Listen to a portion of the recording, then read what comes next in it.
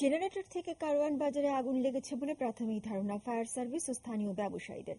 তবে ফায়ার সার্ভিসের পানির স্বল্পতা, অপরিকল্পিত মার্কেট ও আশপাশের ভবনগুলোতে সংরক্ষিত পানি না থাকায় আগুন নেভাতে বেশি সময় লেগেছে, আর তাতে ক্ষতিও হয়েছে বেশি। ঝড় বৃষ্টি শেষে রোববার রাত 8:45টার দিকে আগুন লাগে কারওয়ান বাজারের জনতা টাওয়ারের পেছনের মার্কেটে। শুরুতে আগুন লেগে তা নিভে যাওয়ায় খুব বেশি গুরুত্ব দেওয়া হয়নি ফায়ার সার্ভিসে খবর দিতে। কিন্তু কিছুক্ষণ পর আগুনের লেলিহান শিখা যখন বাড়তে শুরু করে তখন ফায়ার সার্ভিসে খবর দেওয়া হলেও ঘটনাস্থলে আসতে 20 মিনিট সময় লাগে তাদের। ততক্ষণে আগুন ছড়িয়ে গেছে। ফায়ার সার্ভিসের মহাপরিচালক বলেন, আগুন লাগার প্রথম 15 থেকে 20 মিনিটের মধ্যে তা নিয়ন্ত্রণে আনা না গেলে আগুন ছড়িয়ে যেতে বাধ্য। শুরুতে ফায়ার সার্ভিসের পানি শেষ হয়ে যাওয়া, পাশের ভবন জনতা টাওয়ার সহ আশপাশের বাড়িগুলোতেও সংরক্ষিত পানি না থাকায় আগুন নেভাতে দেরি হয়েছে বলে জানান তিনি। এখানে পানির সিস্টেম ছিল না, তারপর নিজস্ব কোনো ফায়ার ফাইটিং সিস্টেম নাই।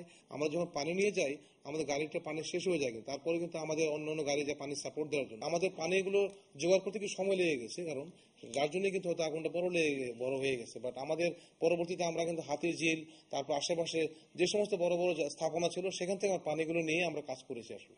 তবে ব্যবসায়ীদের কেউ কেউ ফায়ার সার্ভিসের তৎপরতা নিয়ে প্রশ্ন তোলেন।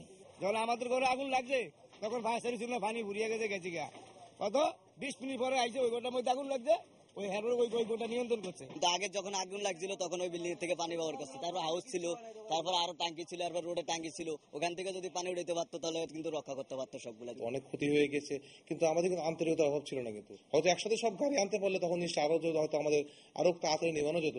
1953 সালের নগর উন্নয়ন আইনে শহরের গুরুত্বপূর্ণ পয়েন্টে জলাধার রাখার নিয়ম থাকলেও নগরায়নের আধুনিক সভ্যতায় তা মানা হচ্ছে না। তাই কারওয়ান বাজারের মতো অগ্নিকাণ্ডের ঘটনা থেকে শিক্ষা না নিলে ভবিষ্যতে আরো ভয়াবহ বিপদের জন্য প্রস্তুত থাকতে হবে বলে জানান একজন নগরবিদ। ফায়ার ব্রিগেডের জন্য একটি হাইড্রেন্টের ব্যবস্থাপনা পুরো শহর জুড়ে থাকা দরকার।